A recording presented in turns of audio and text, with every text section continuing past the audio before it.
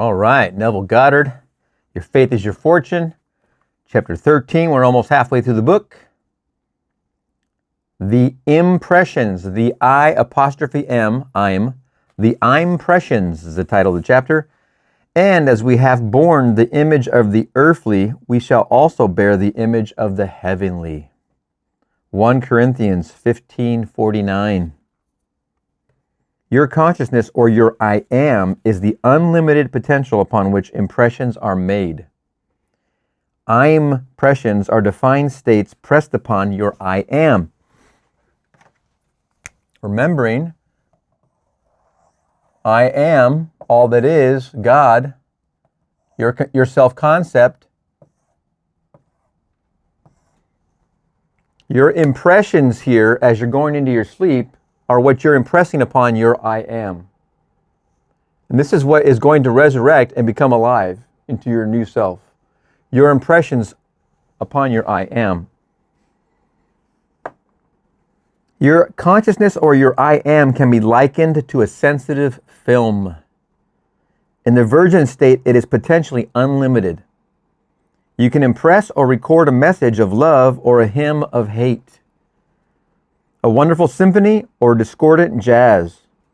It does not matter what the nature of the impressions might be. Your I am will, without a murmur, willingly receive and sustain all impressions. It doesn't matter what you impress upon your I am. Your consciousness is the one referred to in Isaiah 53:3-7. He is despised and rejected of men, a man of sorrows and acquainted with grief, and we did as it were our faces from, and we hid as it were our faces from him.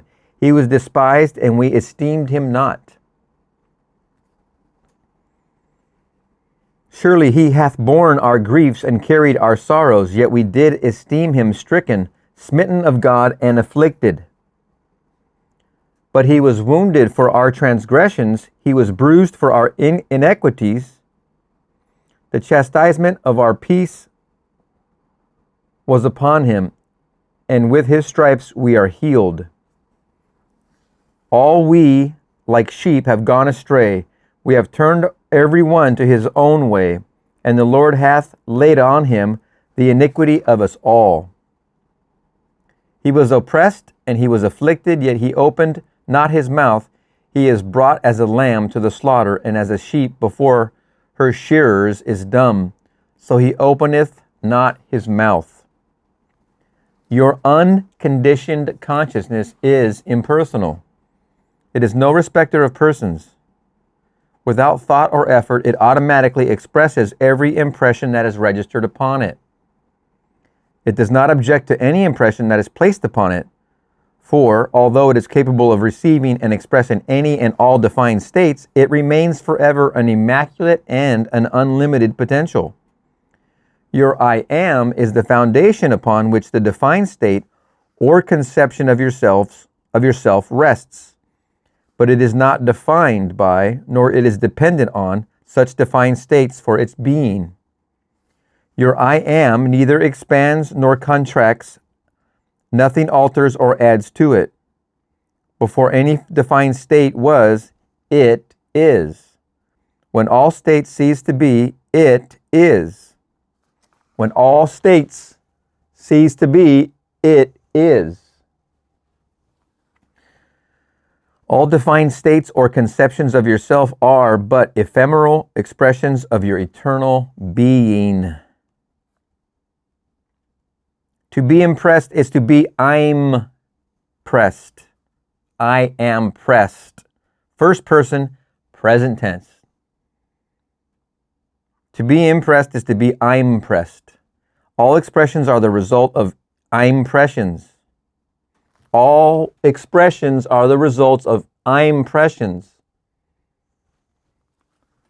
Only as you claim yourself to be that which you desire to be will you express such desires. I am that. I am happily married.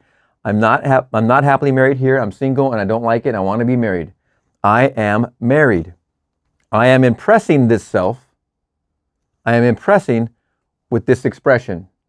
Even though this expression is not happening here, I'm still impressing this self with it. Only as you claim yourself to be that which you desire to be will you express such desires. Let all desires become impressions of qualities that are, not of qualities that will be. Qualities of that, let all desires become impressions of qualities that are, not of qualities that will be. I'm, your awareness, I am. I'm is God, and God is the fullness of all. The eternal now, I am. Take no thought of tomorrow. Tomorrow's impressions are determined by today's impressions.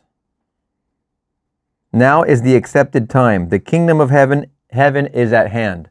Now is the accepted time. The kingdom of heaven is at hand. Jesus said, Jesus representing salvation, I am with you always. Your awareness is the Savior that is with you always. But if you deny him, he will deny you also. If you don't become awareness of being, aware of your awareness of being, if you deny it, you can try as you may and try as you might, but it's not going to change the fact that it exists. It's when you take conscious control of this understanding that we're describing here, this use of the law, that you will see the transformation happen consciously, not unconsciously, but by your effort consciously.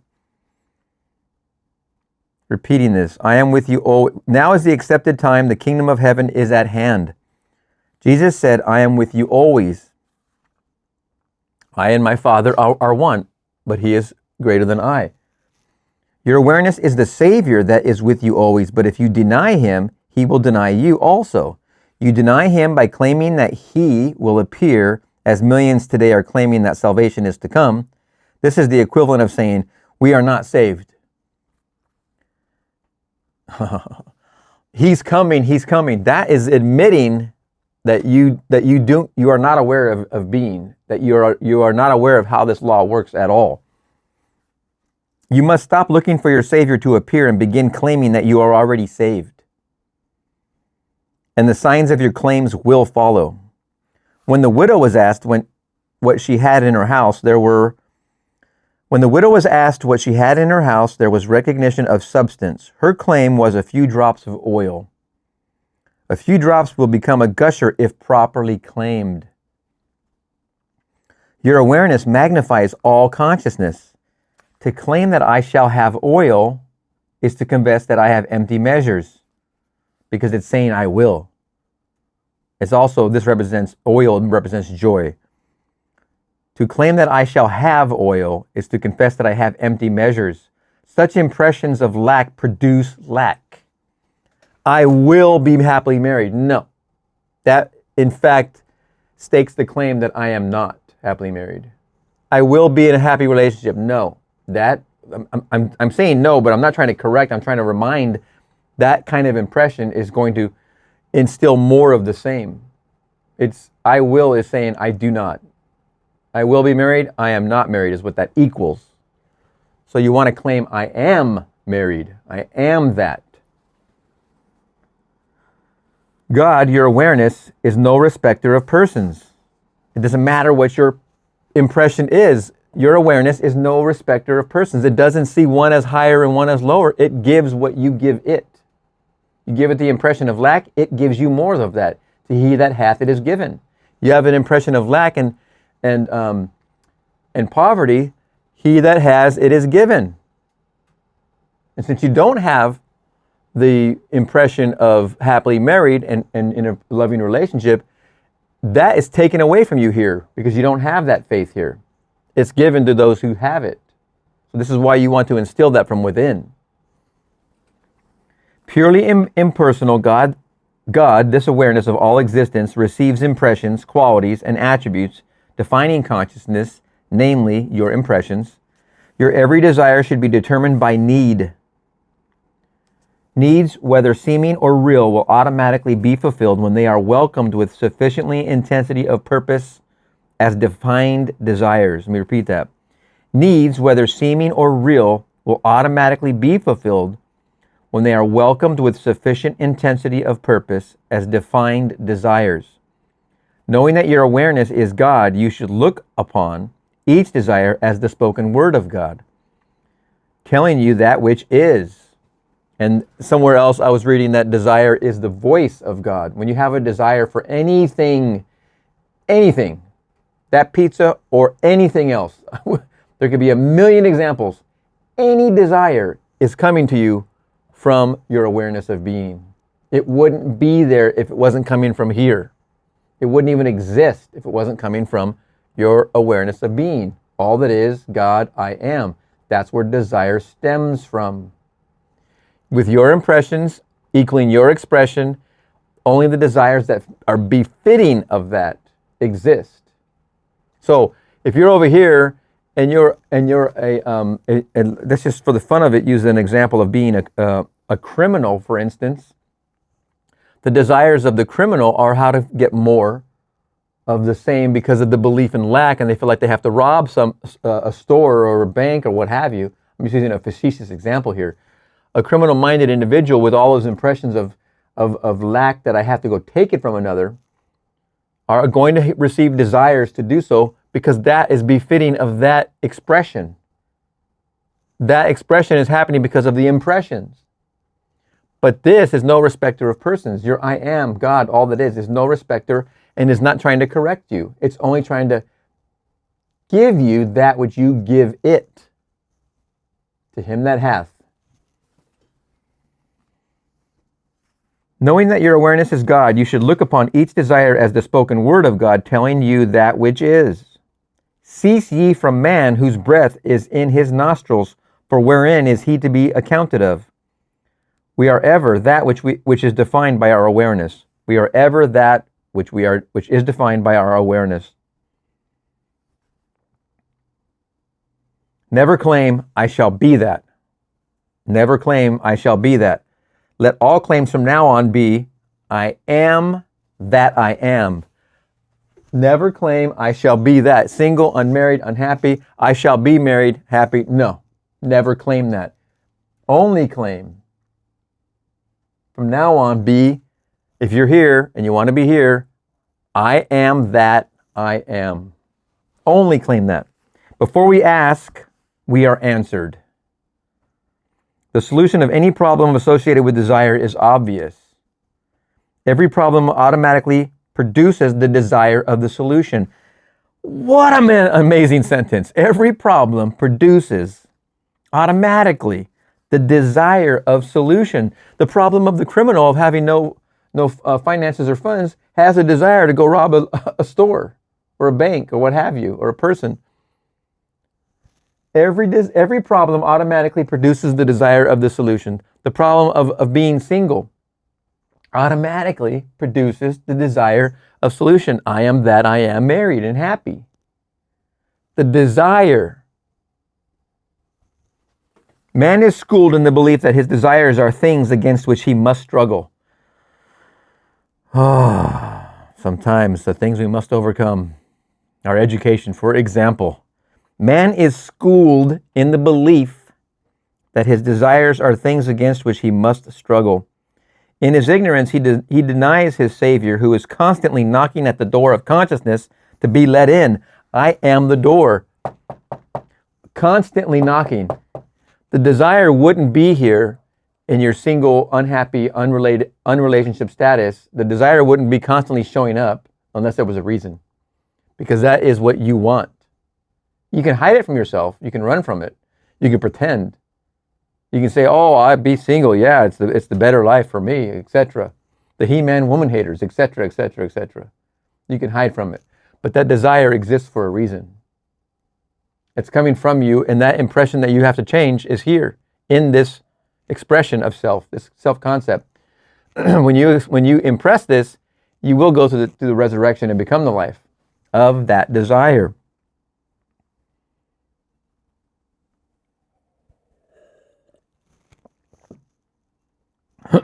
In his ignorance, he denies his Savior, who is constantly knocking at the door of consciousness to be let in. I am the door. Would not your desire, if realized, save you from your problem? Wouldn't the desire of real life save the criminal from his problem? He has no money, needs to buy some more drugs. I don't know. I'm just making a fun example here. And he needs to go rob somebody or something. That desire exists because that seems to be the solution to the problem. Would the desire exist in the single unmarried person who's not happy with that reality?